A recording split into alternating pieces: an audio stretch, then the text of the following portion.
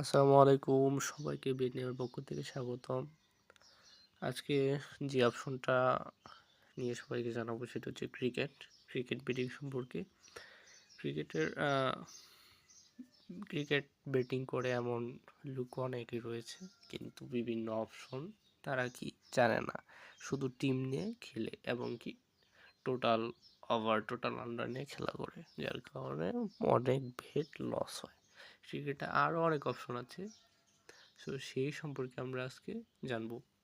সেটি হচ্ছে এই যে আপনারা যদি অল্টারনেটিভ আউটকামসে আসার পর আপনারা দেখবেন যে প্লেয়ার পারফরমেন্স খুবই ইম্পর্টেন্ট একটা জিনিস।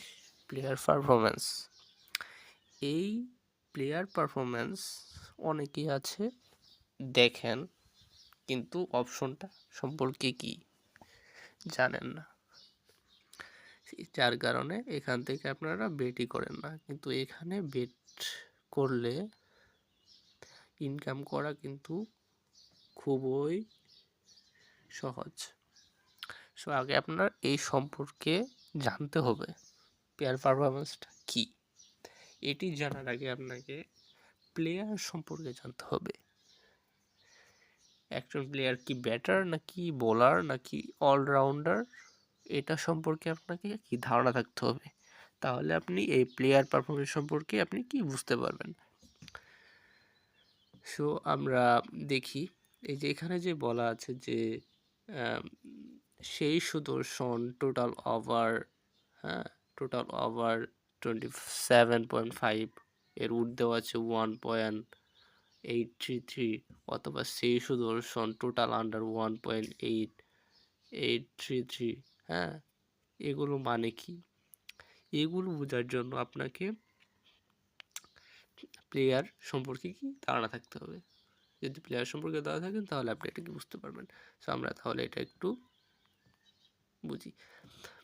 এই যে এখানে দেওয়া আছে যে শেষ আয়ার, এই যেটা শেষ আয়ার সম্পর্কে আমরা বলি।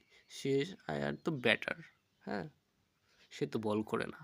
যেহেতু সে ব্যাটার, সেহেতু সে ব্যাট করে কি রান করবে।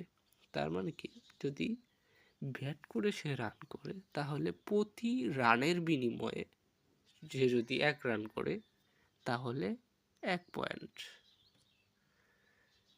সে যদি 1 রান করে তাহলে 1 পয়েন্ট। সে যদি 2 রান করে 2 পয়েন্ট। সে যদি 30 রান করে তাহলে তার পয়েন্ট দাঁড়াবে 30। সে যদি 40 রান করে তার পয়েন্ট দাঁড়াবে 40। তাহলে কি, প্রতি রানের বিনিময়ে 1 পয়েন্ট। এটা হচ্ছে ব্যাটসম্যানের জন্য। এখন সে তো সে তো রান করছে, আপনি ধরেছেন টোটাল ওভার 30.5, সে রান করছে 20, শেষ আর রান করেছে ধরেন 20 রান করে আউট হয়ে গিয়েছে। এখন তো আপনার আপনি মনে করতেছেন লস হবে, কিন্তু না। যদি ধরেন 20 রান করে আউট হয়ে গেছে, সে যদি একটা ক্যাচ ধরে তাহলে সে 10 পয়েন্ট পাবে। তার মানে কি 21। হ্যাঁ, সে যদি রান আউট করে, ধরে সে রান আউট করছে একটা, তাহলে 10 পয়েন্ট পাবে। আবার সে যদি আরও একটা ক্যাচ ধরে তাহলে আরও 10 পয়েন্ট। তার মানে কি, একটা ক্যাচের বিনিময়ে 10 পয়েন্ট, আর প্রতি রানের বিনিময়ে 1 পয়েন্ট। শেষ আয়ার ধরেন আপনার ধরেন 28 রান করেছে, সাপোজ শেষ আয়ার ধরেন 28 রান করেছে। এখন যদি সে একটা ক্যাচ ধরে ফেলে তাহলে 10, তার মানে কি 38 পয়েন্ট। তার মানে কি, এটা ওভারটা উইন হয়ে যাবে। আবার যদি মনে করুন যে সে 20 রানের মধ্যে আউট হয়ে যাবে, কিন্তু কোনো কিছু ক্যাচ ধরতে পারবে না, তাহলে তার পয়েন্ট তো বেশি থাকবে। তাহলে আন্ডার যদি আপনি ধরেন তাহলে আন্ডার উইন হবে। এটা তো ব্যাটসম্যানের ক্ষেত্রে বললাম। এখন যদি আপনি বোলার ধরেন মার্কাস স্টোয়নিস, বোলার না, যদি অলরাউন্ডার ধরেন, আপনি যদি অলরাউন্ডার ধরেন সে ব্যাটিং করে 15 রান করেছে, সে ব্যাটিং করে 15 রান করেছে,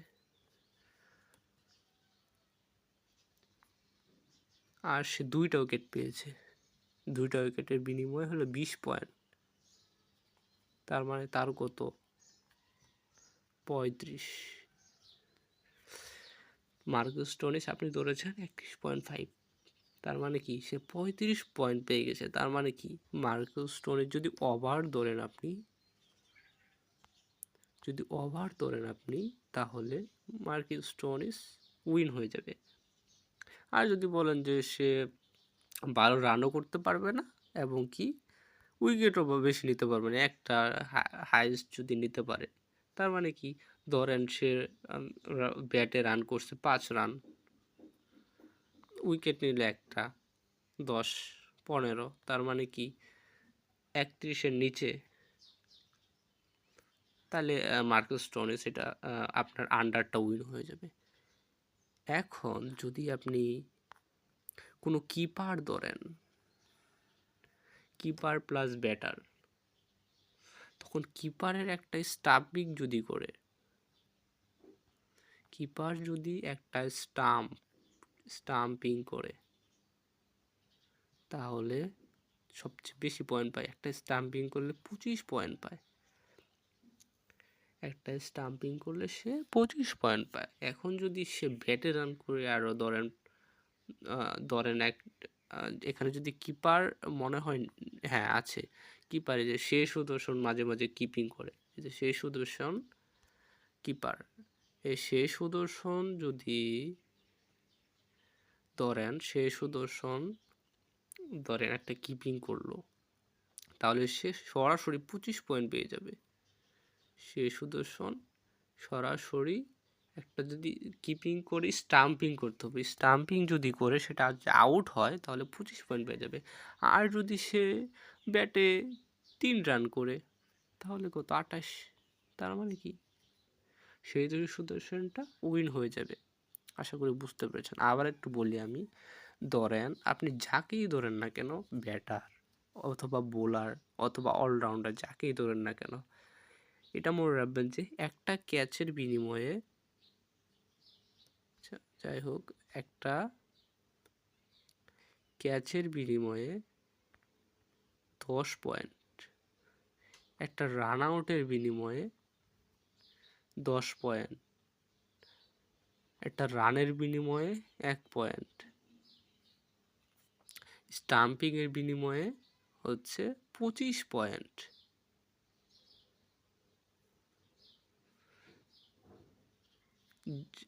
এটাই মনে রাখলে আপনার হবে। একটা রানের বিনিময় হচ্ছে 1 পয়েন্ট, একটা রান আউটের বিনিময় হচ্ছে 10 পয়েন্ট, একজন যদি ক্যাচ ধরে সেটার বিনিময় হচ্ছে 10 পয়েন্ট, আর স্টাম্পিংয়ের বিনিময়ে হচ্ছে 25 পয়েন্ট। যদি আপনি এটা সম্পর্কে যদি আপনার গ্রিন ম্যাক্সওয়েল যদি আপনার ধরেন সে অলরাউন্ডার, সে ব্যাট করলো, সে 25 রান, হ্যাঁ, 2টা উইকেট নিল, 20 রান, 45 রান হয়ে গেল। 2টা উইকেট নিল, 20 রান, তার মানে কি 35 রান হয়ে গেল। এবং ক্যাচ অপশন আছে, সে যদি ক্যাচও ধরে তাহলে প্রতিটা ক্যাচের বিনিময়ে আরও ধরেন 10 রান। তার মানে কি 25 + 20, 45 + 10, 55। আপনার প্রয়োজন কত? প্রয়োজন হলো 36 রান আপনার। তার মানে কি এই পয়েন্ট প্লেয়ার পারফরমেন্স থেকে আপনার উইনটা করা পসিবিলিটি সবচেয়ে বেশি। আপনি যদি এই প্লেয়ার পারফরমেন্স অপশনগুলো আপনি ধরেন তাহলে আপনার উইন করার পসিবিলিটি সবচেয়ে বেশি। আমি সাজেস্ট করবো ওভারগুলো ধরার। আপনি সবসময় ওভারগুলো ধরবেন, আন্ডারগুলো ধরবেন না। আপনি সবসময় ওভারগুলো ধরবেন। ওভারের প্রায়োরিটি সবচেয়ে বেশি এবং কি ওভারের উইন হওয়ার পসিবিলিটি সবচেয়ে বেশি থাকে। আপনি কাগিসো রাবারটাকে তুললেন, কাগিসো রাবারটা যদি ধরেন কাগিসো রাবারটা যদি ধরেন 2টা উইকেট নিল, তার মানে কি 2টা উইকেট নিলে 20 পয়েন্ট, একটা ক্যাচ ধরলো 10 পয়েন্ট, 30 পয়েন্ট, তার মানে 30 পয়েন্ট। যদি আপনি 30 পয়েন্ট ধরেন, তার মানে কি আপনি কাগিসো রাবারটা ওভার 40 পয়েন্ট, 40.5, যেহেতু 40, সেহেতু আপনার কি ধরেন 2টা উইকেট পেলো 20 পয়েন্ট, একটা ক্যাচ ধরলো 10 পয়েন্ট, সে তো ব্যাটার না, সে ব্যাটার না। কিন্তু যদি ব্যাটিং করে কিছু রান করতে পারে, ধরেন আপনার উইকেট চলে গেল 7টা 8টা, তখন সে যদি ভাগ্যক্রমে তখন সে যদি 2-3 রান করে আউট হয়ে যায়, তাহলে ওই 3 পয়েন্ট যোগ হবে। কিন্তু আমার মনে হয় যে কাগিসো রাবারটা 40 করতে পারবে না। এখানে উড একটু বাড়াই দিয়েছে, দেখছেন? কাগিসো রাবারটা 40 করতে পারবে না, সুতরাং আন্ডার করা পসিবিলিটি সবচেয়ে বেশি। আপনি যদি এই বেটটা যদি আন্ডার ধরেন কাগিসো রাবারটা, তাহলে আপনার উইনের পসিবিলিটি থাকবে বেশি। কারণ কাগিসো রাবারটা কি একজন বোলার, স্বাভাবিকভাবে 2টা 3টা উইকেটের বেশি সে মানে খুবই টি-20-তে আইপিএলে খুবই কম, 3টা উইকেটের বেশি নেওয়া খুবই টাফ। হ্যাঁ, কারণ এখন আরও ব্যাটিং পিচ, সবাই ব্যাটাররা রান করে বেশি। সো আপনি যদি ব্যাটিং পিচ যদি হয়, ব্যাটাররা যেহেতু রান করবে, সেহেতু আপনি বোলিং অপশনটা না নেওয়াই বেটার। নিতে পারেন, আপনি অলরাউন্ডার নিতে পারেন, অলরাউন্ডার নিলে সবচেয়ে বেশি লাভ হয়, সবচেয়ে বেশি উপকার হবে। সো আপনি এই যে ইউজবেন্দ্র চাহাল, এগুলো আপনি নেবেন না, এগুলো নেওয়াটা আইপিএলে ভালো হবে না, কারণ তারা তো বোলার, শুধু বোলার দিয়ে আপনি এগুলো করতে পারবেন না। আপনাকে অলরাউন্ডারটা সিলেক্ট, বেশিরভাগ অলরাউন্ডারটা চুজ করবেন। আপনার অলরাউন্ডার চুজ করলে আপনার পয়েন্টটা খুবই যে কোনো মানে বোলিং দিয়ে যদি আপনি না পারেন, সে ব্যাটিং দিয়ে অথবা বেশি রান করতে পারে, 50 করলে আপনার এটা হয়ে যাবে, অথবা একটা ক্যাচ ধরলো সে পয়েন্টটা পূরণ হয়ে যাবে। সেহেতু আপনি ব্যাটার প্লাস অলরাউন্ডারটা সিলেক্ট করবেন, তাহলে আপনার এই প্লেয়ার পারফরমেন্স অপশনটা নিয়ে আপনি যদি বেট করেন, তাহলে আপনার বেটটা উইনের পসিবিলিটি থাকবে 90%। এখানে অনেকেই ভয়ে বেট করেন না, কারণ আপনি এই সম্পর্কে আপনার কি ধারণাই নেই। এই সম্পর্কে ধারণা না থাকার কারণে অনেকে আছে যে বেট করে না, অনেকে আছে যে এই যে টিম ওয়ান, টিম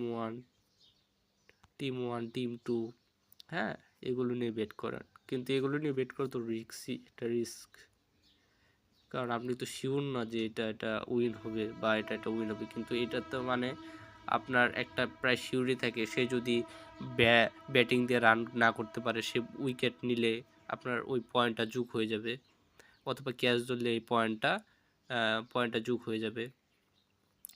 সেই ক্ষেত্রে আমি সাজেস্ট করবো আপনারা এই প্লেয়ার পারফরমেন্সটা নিয়ে ব্যাটিং করার। সো আপনারা যদি প্লেয়ার পারফরমেন্সে টোটাল আন্ডারটা আপনারা কি না নেওয়াটাই হচ্ছে ভালো হবে, কারণ টোটাল আন্ডারটা না নেওয়াই ভালো, কারণ ওভারটা বেশির পরিমাণ হয় বেশিরভাগই। আপনি যদি টপ 10 মানে 10টা খেলার মধ্যে যদি আপনি সিলেক্ট করেন, 10টা খেলার মধ্যে আপনি সিলেক্ট করেন, তাহলে দেখবেন যে 60টাই হচ্ছে যে ওভারের উপরে চলে যায়। তাহলে আপনার কি প্লেয়ার পারফরমেন্সে সবচেয়ে ভালো হবে ওভার আপনার দ্বারা। আশা করি আপনাদের কি বুঝাইতে পেরেছি। সো